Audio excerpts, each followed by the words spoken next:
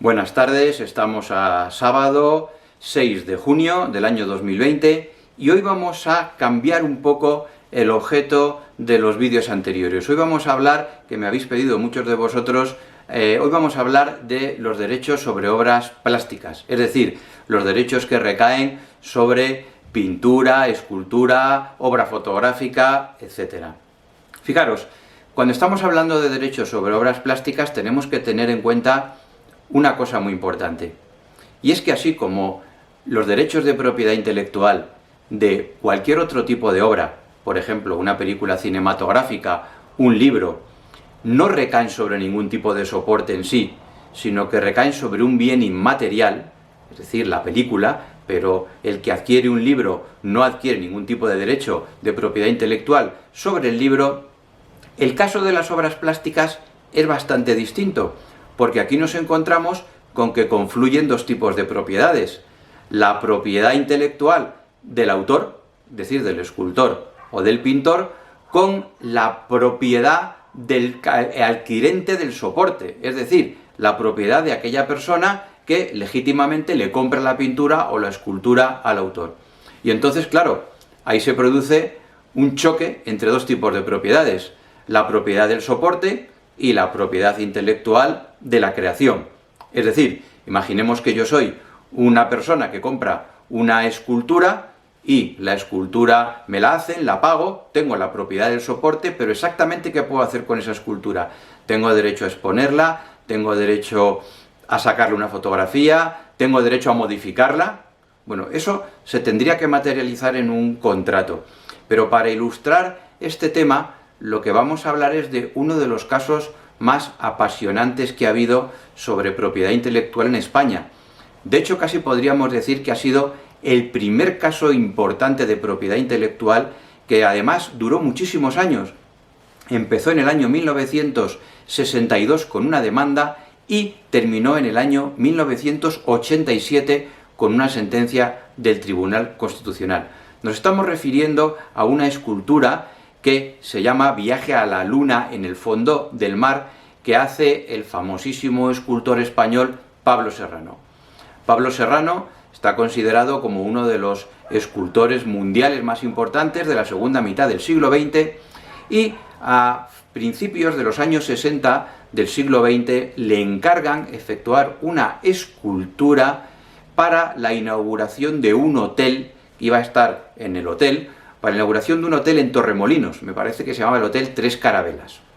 Entonces él hace una escultura de hierro con su específico carácter que tenía la obra de Pablo Serrano, medía 10 metros de altura, y cuando se va a inaugurar el hotel, se reúnen allí los dueños del hotel, el arquitecto, todos quitan la tela de la escultura, la ven y llegan a la conclusión de que no pega en ese sitio, de que no es de su agrado. Entonces llaman a Pablo Serrano, con todo el respeto del mundo, y le dicen que, si no le importa, que cambien de lugar la escultura y la pongan en otro lado del hotel. Pablo Serrano se niega, y entonces, pues ni cortos ni perezosos, lo que hacen es desmontar la escultura. Es decir, cogen los hierros en los que estaba formada, lo desmonta todo y lo meten en un almacén del hotel. El escultor Pablo Serrano lo que hace es que no está de acuerdo con ello y presenta una de las primeras demandas sobre propiedad intelectual de España por haber vulnerado sus derechos morales. En realidad no señala específicamente los derechos morales, lo que ha dicho es que se ha vulnerado la propiedad artística, porque sin su consentimiento han desmontado la escultura. Bueno, él señala que la habían destruido, y sobre eso no está claro si realmente la habían desmontado con cuidado o realmente la habían hecho irrecuperable. ¿Qué es lo que sucede? Pues que la demanda cae ante un juzgado de Madrid y se dicta una sentencia en la cual no se da la razón al escultor Pablo Serrano.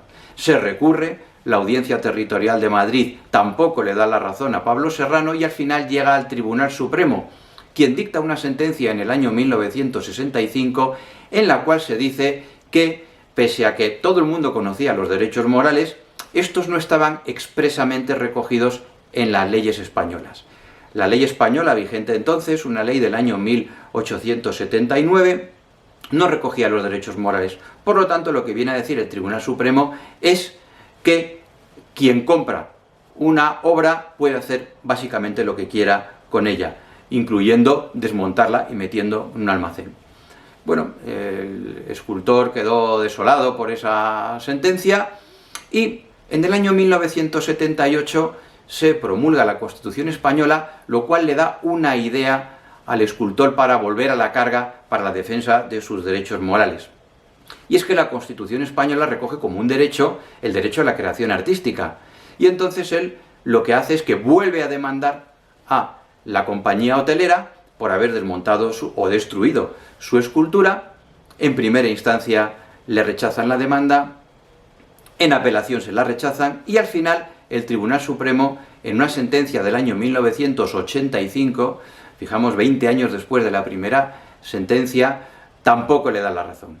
Le dice que sigue vigente la ley de 1879 y ahí se produce un elemento, y es que los abogados de la compañía hotelera estuvieron bastante más hábiles que los abogados de Pablo Serrano, porque alegan una cosa que efectivamente tenían razón, y es una cosa que se dice en el mundo jurídico, en el mundo de las demandas, en el mundo procesal, y es que se había producido lo que se llama cosa juzgada, es decir, que ya había una sentencia anterior, y nada menos que del Tribunal Supremo, en la cual se juzgaban los mismos hechos, y por lo tanto no se podía volver a repetir el juicio.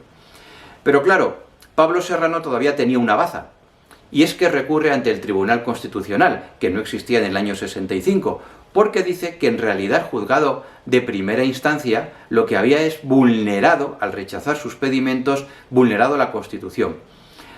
Bueno, ¿qué es lo que sucede? Que Pablo Serrano fallece en el año 1985, poco tiempo después de que se dictara la sentencia del Tribunal Supremo. La sentencia del Tribunal Constitucional del año 1987 tampoco le da la razón. ¿Por qué? Pues porque se dice que la Constitución no tiene efectos retroactivos y que además esa protección de la creación artística que hace la Tribunal Constitucional interpretando a la Constitución del año 1978 no puede entenderse como una defensa de esos derechos morales específicamente, sino que la Constitución española lo que hace es proteger la creación artística genéricamente. ¿Qué es lo que sucede? Pues que paradójicamente esa sentencia que se dicta, creo recordar, en junio aproximadamente del año 1987, pocos meses después, en noviembre del año 1987, se aprueba la ley de propiedad intelectual de ese año que sustituye a la de 1879. En este caso sí que se recogen los derechos morales, es decir, que si se hubieran producido los hechos bajo esta ley, sí que se podía haber demandado y se podría haber ganado a la compañía hotelera. Y de hecho, poco tiempo después, ya vigente la ley de 1996, que básicamente reproduce lo que dice la del 87, se producen casos muy similares, como por ejemplo cuando un escultor demanda al Ayuntamiento de Amorebieta por haber cambiado de lugar una escultura que él había creado para un sitio en concreto, y lo ganó. Es decir, que aunque sea después de tantísimos años, Pablo Serrano sí que podría haber ganado su procedimiento, lo cual no vio en vida. Recordamos que estamos hablando de obras plásticas, en las cuales hay dos propiedades, la propiedad del creador y la propiedad del que adquiere el objeto. Por eso es importantísimo especificar en el contrato qué derechos patrimoniales se ceden, qué derechos patrimoniales cede el autor al comprador de la obra, porque los derechos morales, entre los cuales está el derecho a la integridad de la obra, aquel que vulneraron a Pablo Serrano, no se pueden ceder, son derechos morales que no se pueden ceder, pero los derechos patrimoniales sí, entre los cuales están derecho de reproducción, derecho de comunicación pública, de distribución, incluso el derecho de transformación sobre la obra. Bueno, espero que os haya gustado este vídeo. Si así ha sido, podéis darle a me gusta. Si no os habéis suscrito al canal, lo podéis hacer ahora. Cuidaros mucho, seguimos bajo los efectos del coronavirus y nos vemos próximamente. Muchas gracias.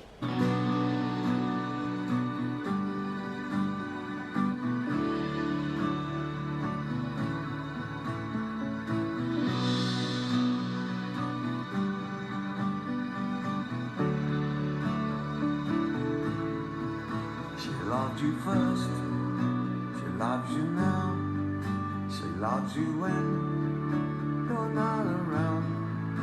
The pain is hers, Her heart is yours. She'll like you rich. She'll take you poor.